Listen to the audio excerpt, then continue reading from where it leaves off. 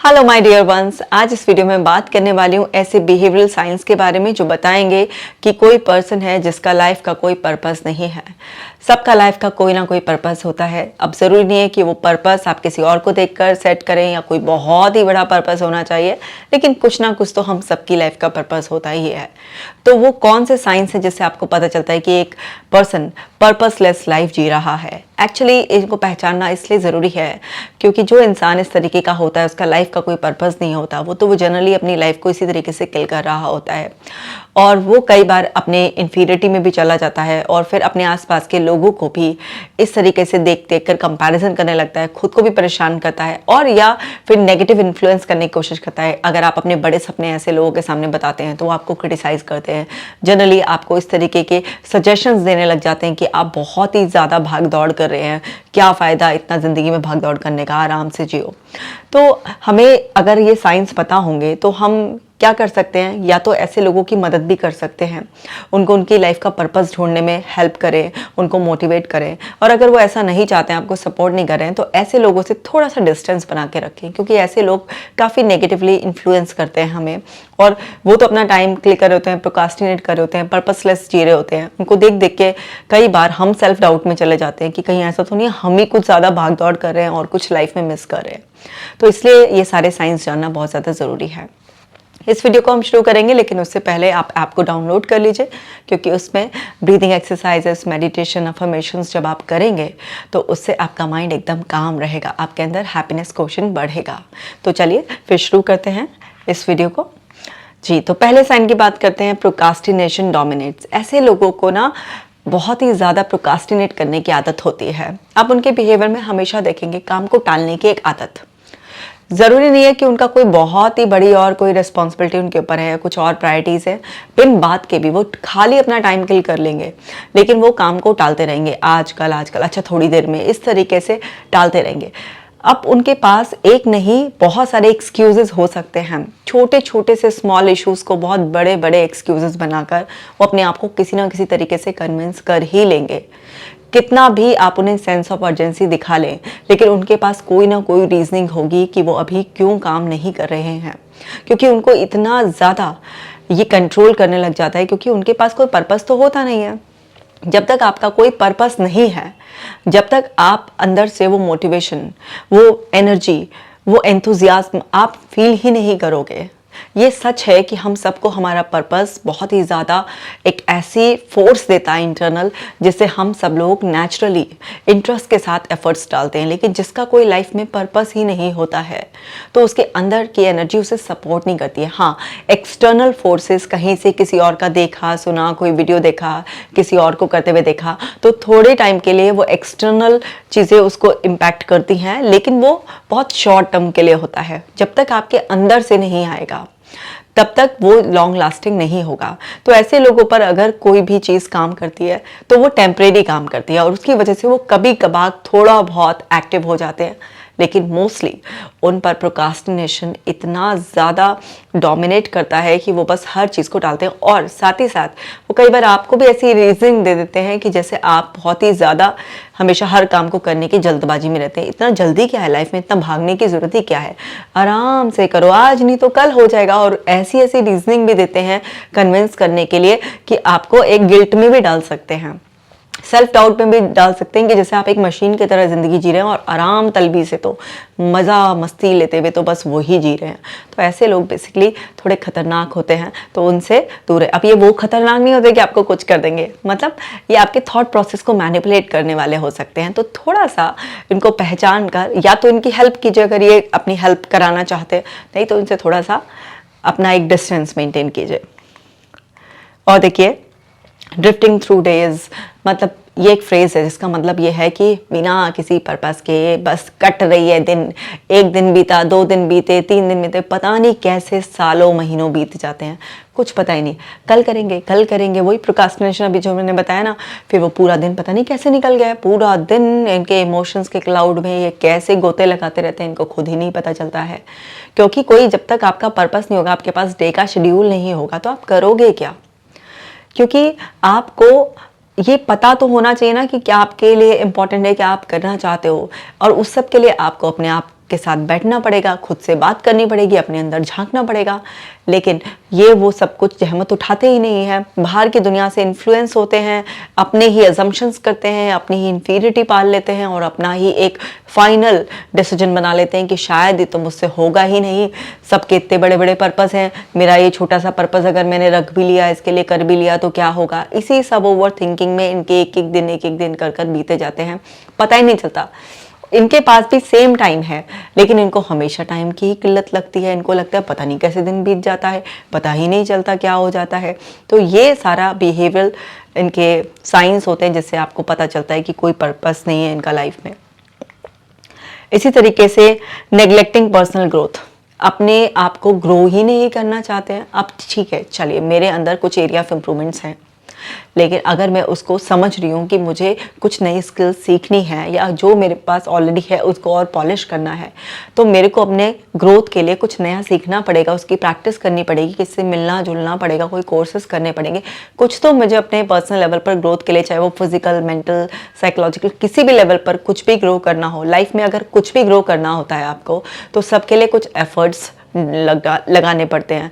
लेकिन एफर्ट्स तो वो बंदा लगाएगा ना जो ये रियलाइज करता है कि हाँ, एफर्ट्स लगाकर अपनी लाइफ को एक नई दिशा दी जा सकती है। लेकिन इनके अंदर इनके अपनी अज्यूम थिंकिंग, जो ये अपने बिलीफ बना लेते हैं, उसी से इतना ज़्यादा ये मैनिपुलेट होते रहते हैं कि ये कभी अपनी पर्सनल ग्रोथ पर ध्यान ही नहीं देते हैं। ना कुछ नया पढ़ेंगे, ना किसी की अच्छी बात सुनेंगे, बस अपना टाइम किल करेंगे किस चीज़ में, वही एंटरटेनमेंट पे। क्यों? क्योंकि ये उनका एक स्ट्रेस बस्टर की तरह लेते हैं, लेकिन इनको पता नहीं है कि धीरे धीरे एक स्लो पॉइजन की तरह काम कर रहा है और अंदर से इनको बिल्कुल खोखला करता चला जा रहा है। क्योंकि अगर आप अपनी वैल्यू बढ़ा नहीं रहे हो तो नेचुरली आपकी वैल्यू घटती जा रही है।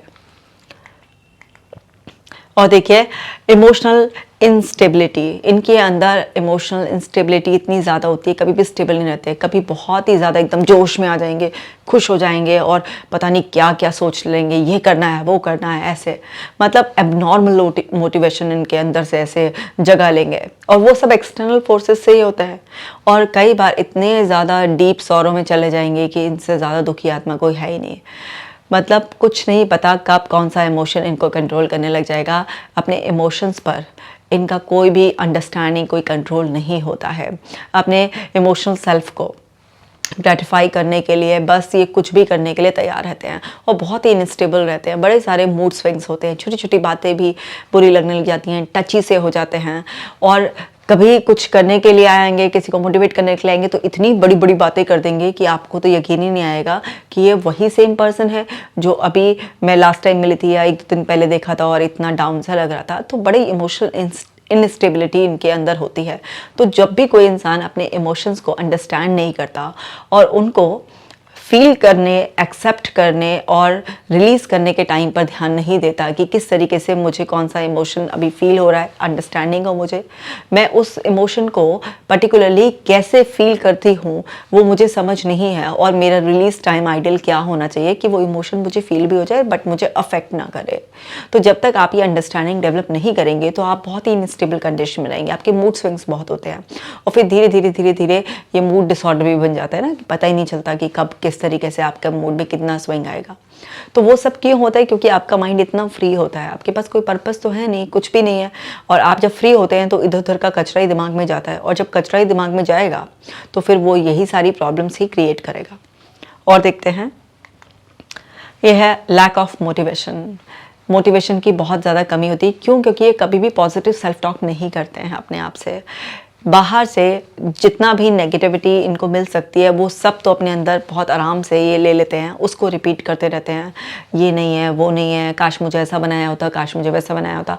मतलब इतना नेगेटिव अपने आप को बोलते हैं। कभी अपने फैमिली को क्रिटिसाइज़ करेंगे, कभी अपने फाइनेंशियल स्टेटस के लिए इन्फीरियरिटी में चले जाएंगे, कभी अपनी शक्ल को लेकर, कभी किसी भी चीज़ को लेकर कमियों पर इतना ध्यान देते हैं। इतनी नेगेटिव सेल्फ टॉक होती है। जब इतनी नेगेटिव सेल्फ टॉक है तो मोटिवेशन कहाँ से आएगा? मैंने बताया कभी कभी बाहर से ऐसे आ जाता है, कुछ चीज़ देख लिया जोश में, लेकिन फिर वो है ना बैलून की तरफ फूल गए, अंदर से बिल्कुल खाली खोखले। तो ज़रा सा भी कुछ हडल आएगी, ज़रा सा भी पिन लगेगा तो फट जाएंगे, ख़त्म सब कुछ।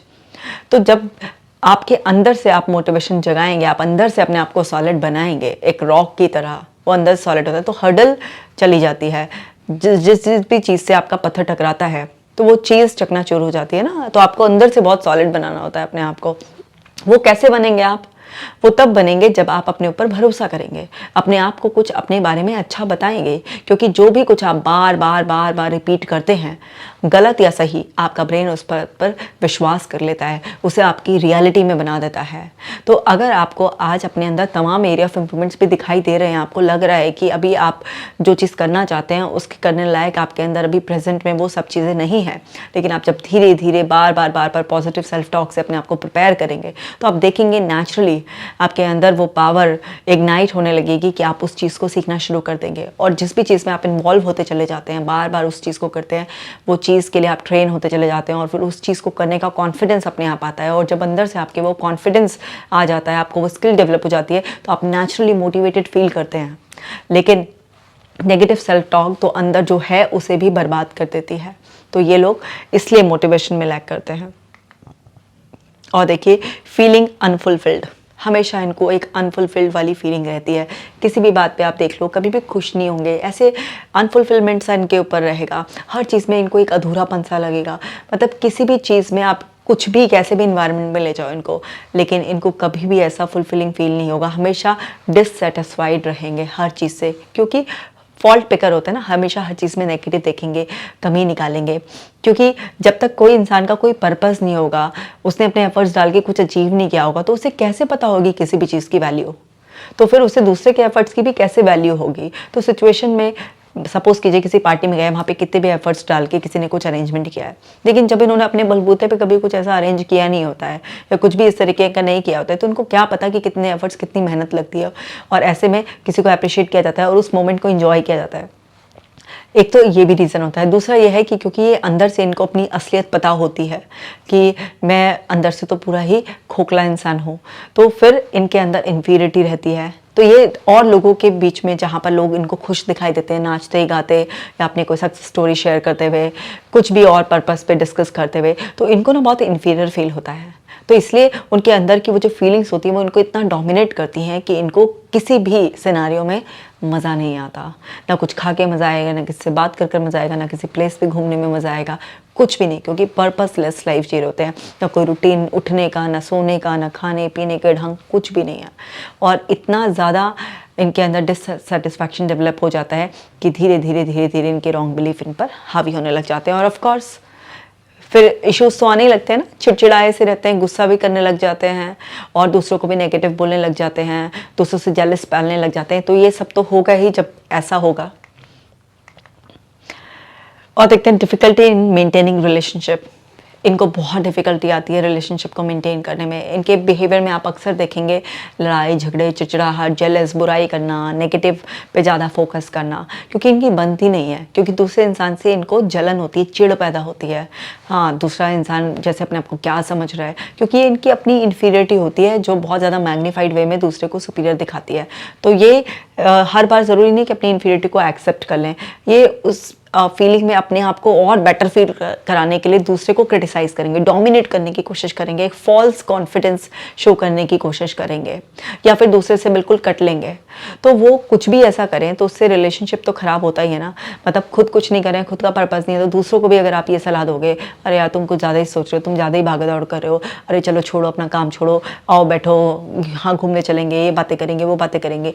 अब जब आप दूसरे को किसी भी तरीके से मैनिपुलेट करने की या दूसरे को डोमिनेट करने की कोशिश करोगे, तो रिलेशनशिप में जो है ना प्रॉब्लम्स तो आएंगी। आप अपने अंदर की फ्रस्ट्रेशन को अननेसेसरी दूसरों पर निकालोगे या उनसे जेलस कर कर उनके लिए कुछ भी इस तरीके का कुछ मैनिपुलेशन करोगे, तो सामने वाला थोड़े टाइम में समझ ही जाता है। तो इससे आपके रिश्ते ख़राब होते हैं। तो ऐसे लोग जो अंदर से खोखले होते हैं वो अक्सर दूसरे लोगों को डोमिनेट करते हुए या अपनी फालतू की झूठी सच्ची शेखी बगाड़ते हुए नजर आएंगे आपको, या दूसरे इंसान को ये सलाह देते हुए नजर आएंगे कि वही कुछ गलत कर रहे हैं। तो इस वजह से इन सब की रिलेशनशिप बहुत ही ज़्यादा ख़राब होती है। ये ऐसे लोग होते हैं जिनकी अक्सर अधिकतर लोगों से नहीं बनती है। तो इनको लोगों में बहुत कमियां नज़र आती हैं, हर चीज़ में इनको कमियां नज़र आती हैं। इस वजह से इनकी रिलेशनशिप बहुत मुश्किल होती है, बहुत ख़राब होती है। इसी तरीके से इजीली इन्फ्लुएंस्ड बाय अदर्स, बाहर की दुनिया से बहुत ज़्यादा इन्फ्लुएंस रहते हैं। जैसे अभी मैं पहले भी पॉइंट्स में बता चुकी हूँ कि बाहर की दुनिया में कोई वीडियो देख लिया, कहीं पर कुछ पढ़ लिया, किसी और को देख लिया, तो इस तरीके से इनको बहुत इन्फ्लुएंस करती है। अब वो इन्फ्लुएंस करती है तो बाहर की दुनिया बड़ी एंगेजिंग भी है ना, तो वो एंगेज हो जाते हैं गलत चीज़ों में, उन चीज़ों में जो ये करना तो चाहते हैं अंदर से, मतलब इनके अंदर की एक दबी भी वो इच्छा होती है लेकिन ये कर पा नहीं रहे होते हैं, तो ये डे ड्रीमिंग में भी चले जाते हैं। बाहर से कहीं से इन्फ्लुएंस हुए तो इनका अपना कुछ तो अंदर से कोई पर्पस होता नहीं है, तो किसी पता चला कोई फ्रेंड ये कर रहा है तो उसके पीछे भाग लेंगे, कोई दूसरा उसने ये किया तो अच्छा ये बढ़िया ये वाला फील्ड इसमें कर लेंगे या ऐसे कर लेंगे, तो भी मैनिपुलेट होते रहते हैं, बार बार बेपैने के लोटे की तरह इधर उधर लुढ़कते रहते हैं। अब उससे इन्फ्लुएंस होंगे, करना कराना कुछ नहीं, थोड़े टाइम के बाद फिर से वहीं पर घूम फिर कर आ जाते हैं। अब इसमें क्या होता है कि कई बार इनके अंदर जो चीज़ें ये अचीव नहीं कर पाए, जो चाहते थे, अंदर इच्छा है लेकिन क्योंकि कभी सोचा नहीं, कोई पर्पस सेट किया नहीं, कोई एफर्ट्स डाले नहीं, कोई ग्रोथ पे काम किया नहीं, कभी अंदर से तो कुछ काम किया नहीं, तो बाहर से ही मैनिपुलेट हो के बार बार इन्फ्लुएंस हो के कुछ कुछ ट्राई करके छोड़ चुके होते हैं और बिलीफ बना चुके होते हैं कि कुछ नहीं हो सकता, ये सब कहने सुनने की दिखाने की बातें होती हैं। तो अब उसमें क्या होता है, इनके अंदर एक बहुत बड़ा रिस्क होता है फैंटेसाइज करने का, डे ड्रीमिंग का।